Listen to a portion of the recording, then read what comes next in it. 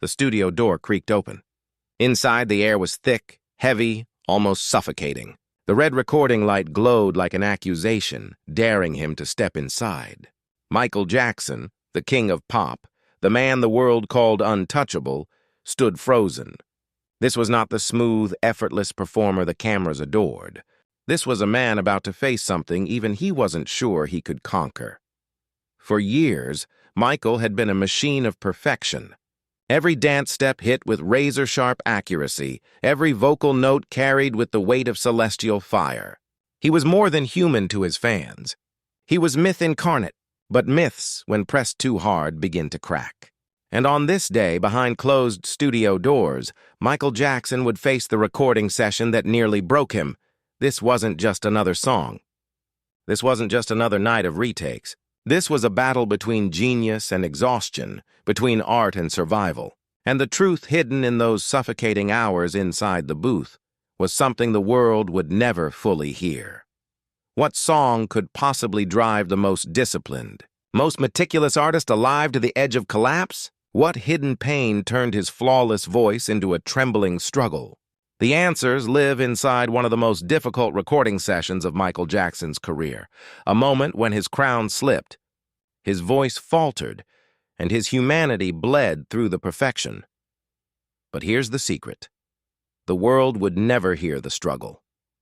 They would only hear the final product, polished, powerful, eternal. Yet buried in those takes, in those anguished hours, lies the truth of Michael Jackson, not the king of pop, not the superstar, but the man who stood against himself in a studio battle he almost didn't win.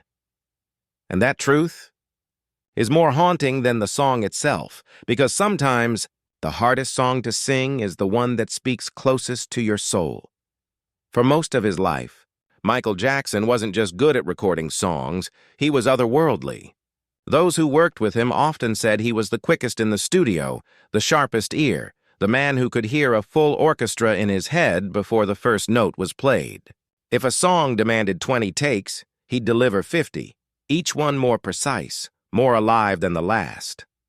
His reputation was untouchable. Michael was, in every sense, a perfectionist. He didn't just want to sing a song, he wanted to live inside it, to embody every beat, every syllable, every whispered breath. Engineers often said his sense of timing was sharper than a metronome, his vocal layering unlike anything they had witnessed before. When he sang, there was no hesitation. It was as though the song existed in him long before the tape began to roll. But genius has its shadow. Perfectionism, when stretched too far, becomes a prison. And on the night of this infamous recording session, the myth of the flawless Michael Jackson began to splinter. Those inside the studio recall the tension building almost immediately. Michael, normally calm and focused, seemed restless. His hands trembled slightly. His eyes darted from the lyric sheet to the microphone, then to the floor. He wasn't nervous. Michael never got nervous. But something in him was unsettled, like an inner storm threatening to break. The first takes began. At first, everything seemed fine. His voice was steady, the phrasing sharp, the breath control masterful. But then small cracks began to show. His pitch wavered on notes he usually crushed with ease.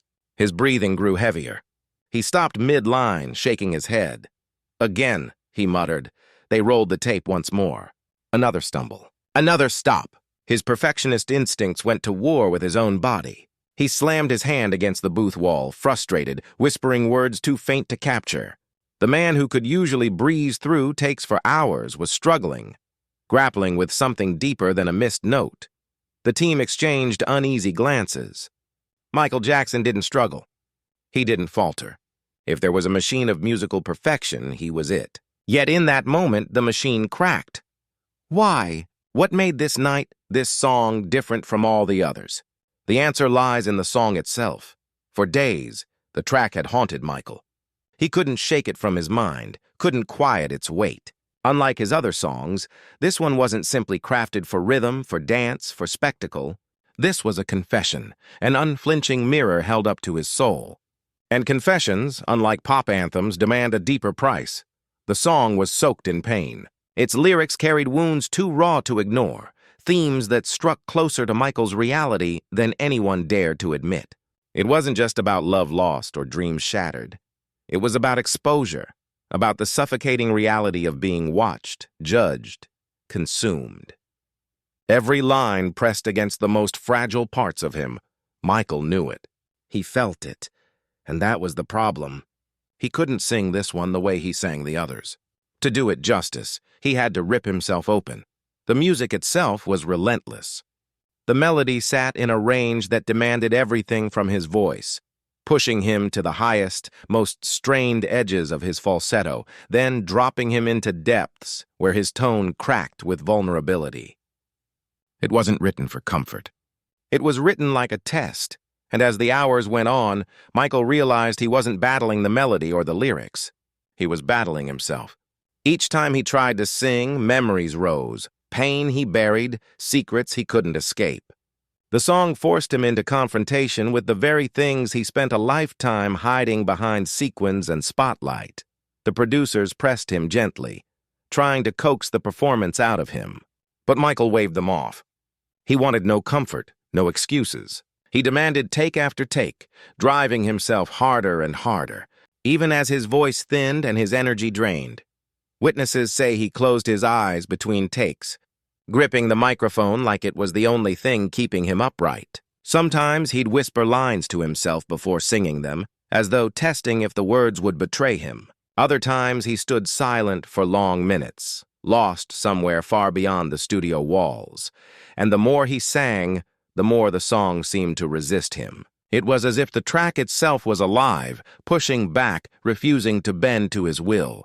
The man who had mastered every genre, every vocal run, every impossible harmony, suddenly stood powerless against a song that demanded not perfection, but pain.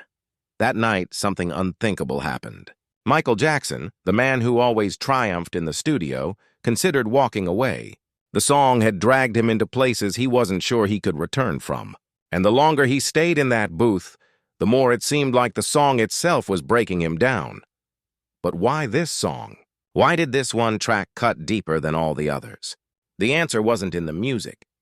It was in the weight of everything pressing down on Michael Jackson's shoulders, the expectations of the world, the shadows of his past, and the truth he couldn't silence. And in the next moment, that pressure would threaten to crush him entirely. The studio is a strange place. For the world, it is where magic is born. But for the artist, it can feel more like a battlefield.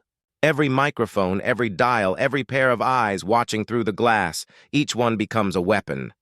And on this night, inside the studio walls, Michael Jackson was losing ground.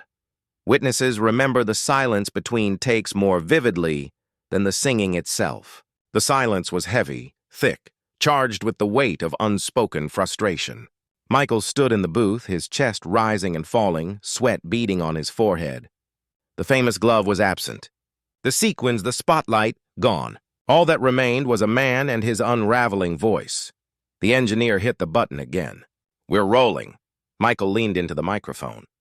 He tried to summon the power, the magic, the invincibility his audience always heard. But the moment the words left his lips, they trembled. His falsetto cracked. His phrasing stumbled. It wasn't wrong. It was human. And for Michael, being human in that booth was unacceptable. "Stop," he whispered, cutting the take short. Again, again, again. Each attempt seemed to collapse under the weight of the song. Each playback only deepened the wound because he heard what no one else dared to say. This wasn't Michael Jackson. This was someone else, someone vulnerable, someone broken. The producers exchanged glances. Quincy Jones had once said Michael's gift was supernatural, that his instincts in the studio were sharper than any other artist alive. But on this night, the supernatural gift looked mortal, and Michael knew it. At one point, he turned away from the microphone, pressing his forehead to the booth wall. His voice was muffled, but the engineer swore he heard him whisper, "Why can't I get it right?" Imagine that. The man who had redefined pop music, who had moonwalked across stages and shattered sales records, whispering words of doubt. Inside the studio, the myth was crumbling, but then something darker surfaced. The takes grew harsher, Michael pushed harder, forcing his voice through exhaustion. His breaths came in ragged bursts. He gripped the microphone so tightly his knuckles whitened. The team outside began to worry, not about the song, but about him. He wasn't chasing perfection anymore. He was chasing punishment, as if each failed take was a wound he needed to reopen. The atmosphere was unbearable. No one dared interrupt him. They watched as hours slipped into the early morning, and still Michael stood there, locked in battle with a song that refused to surrender. And then, what no one thought possible. He dropped the headphones, pulled open the booth door, and stepped out. For a moment, the room froze. Michael Jackson had left the microphone behind. He paced the control room, hands clenched, eyes burning with frustration. The team held their breath. Was this it? Had the king of pop decided the song had beaten him? He stopped. He looked back at the booth. His jaw tightened. And then softly but firmly he said, "Roll it again." It was defiance. He wasn't walking away. He was walking back into the fire. But that fire, as the night unfolded, would demand more than his voice. It would demand his very soul. And the reason for that lies in the crushing weight he carried long before he stepped into that booth. Michael Jackson didn't live like other men. He couldn't. By the time he entered this recording session, he wasn't just an artist, he was a phenomenon. Every note he sang carried the burden of millions. Every album release was more than music. It was a cultural earthquake. Imagine stepping into a studio knowing that whatever you create will be dissected by the entire world. That failure is not an option. That anything less than perfection will not just disappoint fans, it will be broadcast, ridiculed, etched into history. For Michael, this wasn't imagination. This was his reality. The record label executives wanted another masterpiece. His management wanted another #1 hit. The fans wanted magic. And Michael wanted more than all of them combined. Because if anyone demanded perfection from him, it wasn't the suits or the crowd, it was himself. Michael's obsession with excellence was legendary. He would spend weeks perfecting a single beat, hours debating over a single note. To him, music wasn't just entertainment. It was destiny. And destiny didn't allow mistakes, but that weight, that relentless pursuit, came with a cost. Behind the closed doors of the studio, he wasn't surrounded by adoring fans or flashing cameras. He was surrounded by silence. A silence that reminded him he was only as good as his next take. And as this song pressed against his limits, the silence became deafening. Every falter in his voice felt like betrayal, not just to the producers, not just to the audience, but to himself.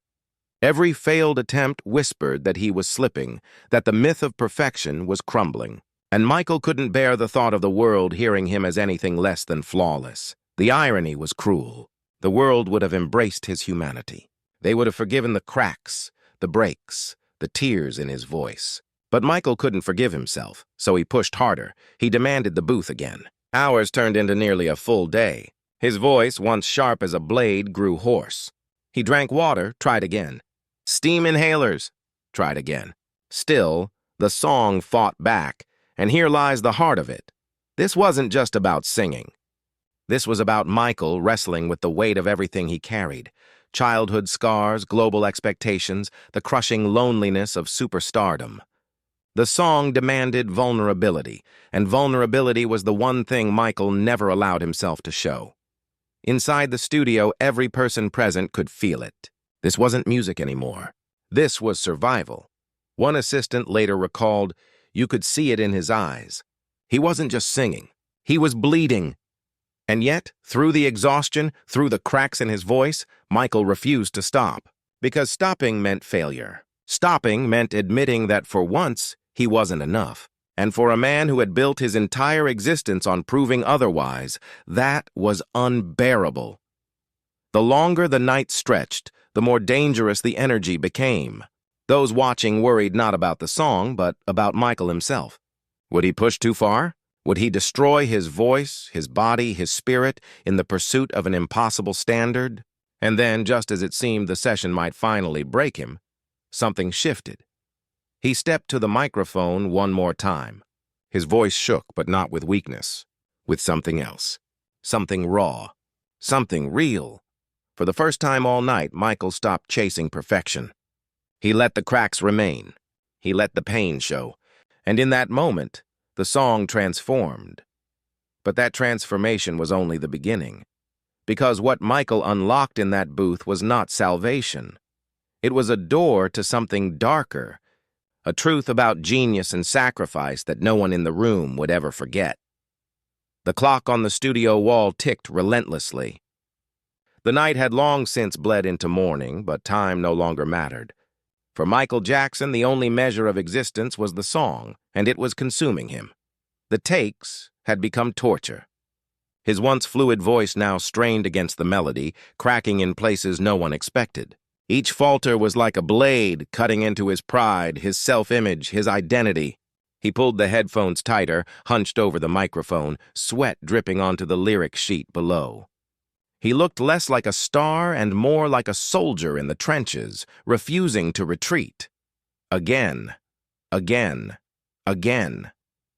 His voice, thinner each time, carried not only notes but desperation. He was pushing past the physical limits of breath and tone, past the natural endurance of the body. Studio assistants whispered among themselves, "He's going too far." But no one dared say it aloud, not to Michael. The tension was unbearable. Producers tried to intervene, suggesting breaks, fresh air, rest. But Michael shook his head violently, almost as if rest itself was the enemy. "No," he snapped, his voice hoarse but commanding. "We keep going," and so they did. The tape rolled endlessly. The booth smelled of sweat and strain, the glass fogged from hours of exertion. Michael's body began to betray him, his shoulders sagged, his hands trembled, his voice rasped. Yet his eyes burned with a dangerous intensity. He would not surrender, until it happened. A final take collapsed into silence. His voice gave out mid-phrase, crumbling into a whisper. He clutched his throat, coughing, his entire body trembling. For the first time in hours, Michael Jackson didn't look like a warrior.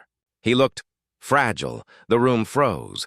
The team stared at him through the glass, afraid to move, afraid to breathe. The man who had built his empire on flawless delivery stood broken in the booth, his voice silenced, his body trembling from exhaustion. He lowered the headphones slowly, his hands shaking. For a long moment, he said nothing. The silence was louder than any note he had sung, then barely audible. "Maybe I can't do it." The words hit the control room like thunder. No one had ever heard Michael Jackson say those words. Not once, not ever. This was the breaking point. The wall of perfection had finally shattered, revealing the vulnerable man beneath. The king of pop, fallible, human, fragile. But genius has a strange relationship with collapse. Sometimes it is in the moment of absolute breaking that something new is born. Michael's silence was not defeat. It was something else, a pause before the storm, because what came next was not surrender. It was transformation. And when Michael returned to that microphone, he was no longer chasing perfection. He was about to give the world something far more powerful. The silence after the breaking point stretched on, thick and heavy. For a moment, everyone believed the session was finished. Michael stood in the booth, head bowed, chest rising and falling as though every breath cost him something. His hand clutched the stand as if holding himself upright was an act of willpower alone. And then, he lifted his head. His eyes, red with exhaustion, no longer burned with the fire of perfection. Instead, they carried something different. Acceptance. He adjusted the headphones, closed his eyes, and spoke softly through the glass. "Roll it again." This time, when the music swelled and the melody returned, Michael didn't fight it. He didn't chase it, didn't demand it bend to his will. He let it consume him. He let the pain rise with every word, the cracks in his voice no longer hidden but embraced. And suddenly, the song transformed. The perfection was gone, but in its place was something hauntingly beautiful. Every strain, every falter, every rasp carried emotion so raw it was almost unbearable to hear. His voice sounded less like performance and more like confession. The walls of the booth, once oppressive, now trembled with vulnerability. The producers sat frozen, They weren't hearing Michael Jackson, the superstar. They were hearing Michael Jackson, the man. And it was more powerful than anything perfection could have offered. He sang with tears in his eyes, though his face remained composed. His voice cracked deliberately, his breath shook, but he didn't stop. Each imperfection carved the truth deeper into the song, transforming it from a battle into a revelation. When the final note faded, the room remained silent. No one dared hit the talkback button. No one wanted to break the spell, and then Michael whispered, "That's the one." The team knew instantly. They had it. Not because the take was flawless, but because it was true. It carried the sound of a man bleeding into his art, a man stripped bare of all armor. This wasn't the Michael Jackson the world had come to expect. It was something far rarer, but the cost was written on his face. His body was drained, his voice shredded. He had poured every ounce of himself into those minutes, leaving nothing behind. The myth of perfection had died in that booth.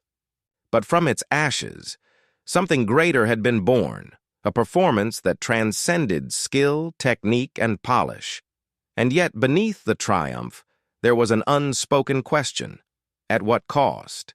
Because though the song was complete, Michael himself was not unscathed. His body was weakened, his spirit cracked. And those closest to him knew that if he continued to push himself in this way, something inside him would eventually give. But Michael didn't see it that way. To him, this was victory. To him, suffering was simply the price of greatness. Still, behind the applause and admiration, a darker truth lingered. Because if one song could cost him this much, what would the cost of an entire career be? The recording was done. The final take, raw and trembling with truth, had been captured. For anyone else, that would have been the end of the story. A victory, a triumph. But for Michael Jackson, the aftermath told a different tale. When the studio finally went dark and the team filed out one by one, Michael remained. He sat slumped in the corner of the control room, the headphone cord coiled like a snake beside him. His body was still. His eyes, though open, seemed distant, like he had poured too much of himself into the song and had nothing left to give. Those closest to him noticed the signs. His voice was hoarse for days. His energy was hollowed out. It wasn't just physical exhaustion, it was something deeper, more corrosive. The song had demanded vulnerability, and vulnerability had left him exposed. For an artist who built his life on control, of image, of sound, of movement, this loss of control was devastating. He had shown a side of himself he never wanted the world to see, and though the recording would be remembered as powerful, the man who delivered it was left with scars. Assistants whispered about how quiet he became after that night. The usual spark, the playful laughter, the childlike curiosity, was dimmed. He spoke less, withdrew more. He seemed to carry the studio with him long after leaving it, like the walls had followed him home. Friends asked if he was proud of the song.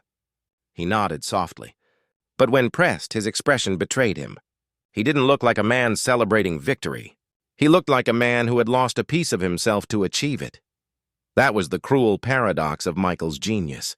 What the world heard as brilliance, he often experienced as suffering. Every high note was paid for with sacrifice. Every masterpiece was born from torment. And this session, this grueling, soul-draining session, was one of the clearest examples. It wasn't just a song. It was a wound, carved into him in the name of art. But Michael would never let the world see that. When the track was finally released, it sounded effortless. To millions of listeners, it was another piece of magic, another example of the king of pop at the peak of his powers. They didn't hear the nights of failure, the tears in the booth, the whispered, "Maybe I can't do it." They couldn't hear the toll it had taken. Because genius, Michael knew, was never about showing the suffering. It was about hiding it so well that the world believed in perfection. But those who were there in the studio that night never forgot. They saw the cost. They saw the breaking point. They saw the toll genius demanded from the man who carried it. And though the world celebrated the final track, those who truly understood were haunted by a darker question. How much more of himself could Michael sacrifice before there was nothing left? When the song was finally released, it spread like wildfire. Critics hailed it as another triumph. Fans were spellbound.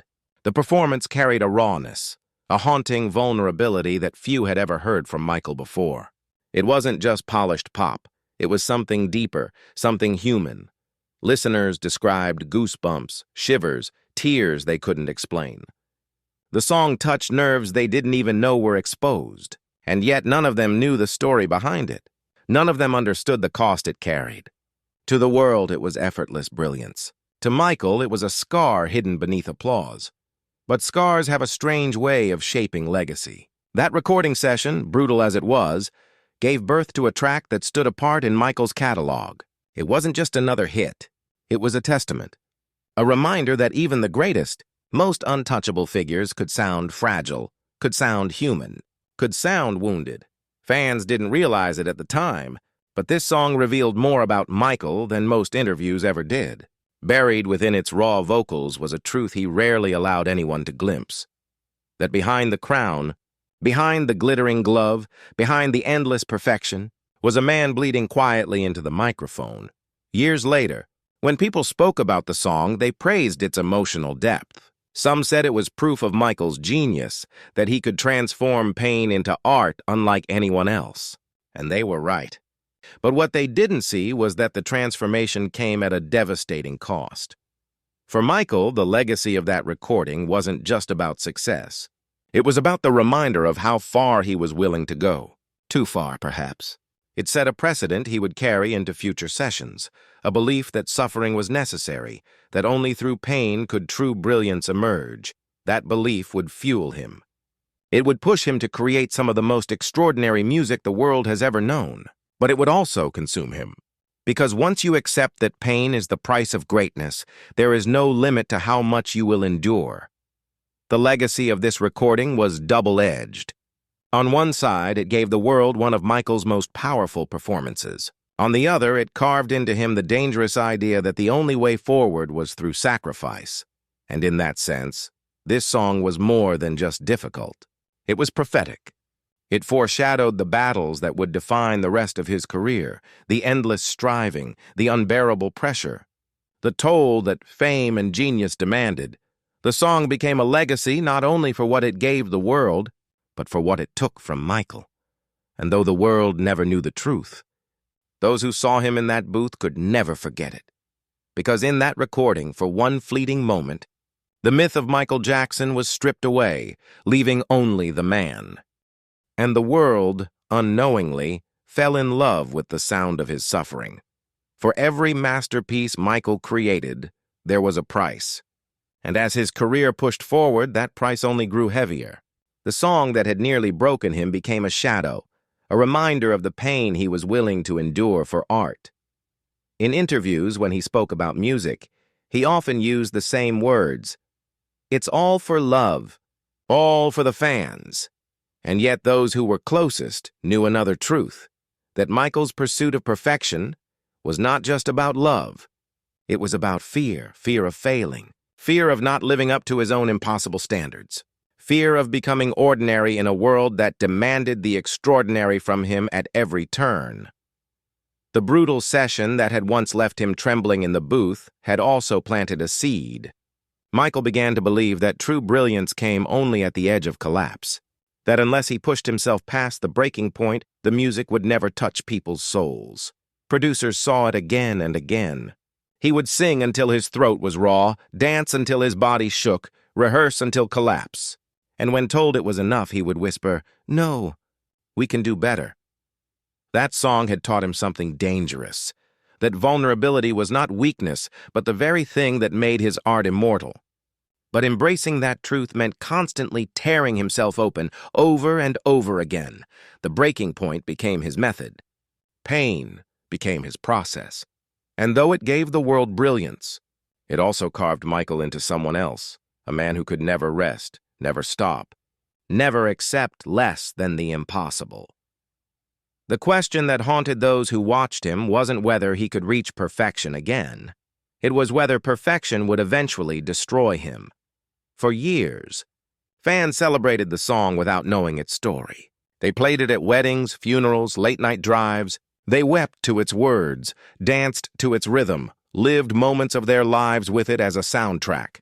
But inside the studio, those who were there never forgot the truth. They had seen the man behind the myth.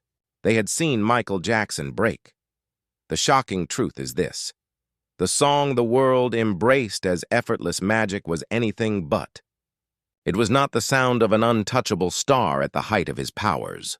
It was the sound of a man collapsing, clawing his way through self-doubt, through exhaustion, through pain so deep it etched itself into every note. That rawness, that imperfection, is what made it powerful. What listeners thought was performance was, in truth, suffering. What they heard as beauty was, in fact, struggle captured on tape. Michael had given not just his voice, but his very soul, and that is why the song endures.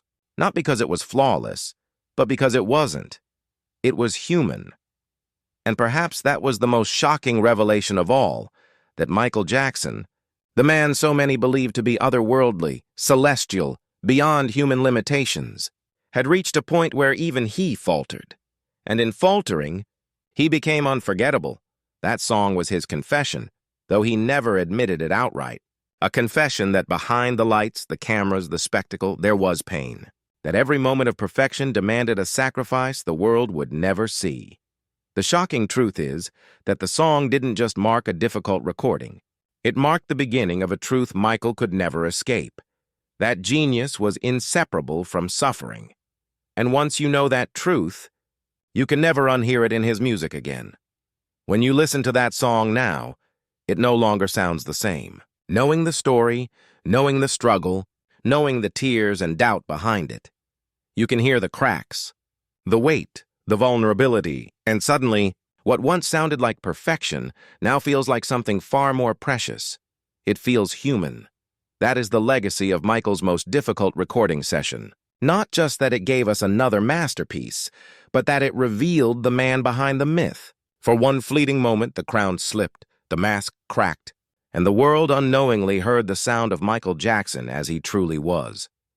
Fragile, haunted, and yet still reaching for greatness. It's easy to celebrate the king of pop as untouchable, flawless, a legend beyond human reach. But perhaps his greatest gift wasn't in proving his perfection. Perhaps his greatest gift was in reminding us that even legends are human. That even the brightest stars burn themselves out to give us light. The world will never hear that recording session. It remains locked away in memory, known only to those who were there. But the song, the final polished version, carries the ghost of it. Every note is haunted by what it cost. And when you listen closely, you realize something profound. Michael Jackson didn't just sing that song. He gave himself to it, piece by piece, until there was almost nothing left, and that is the story behind MJ's most difficult song recording.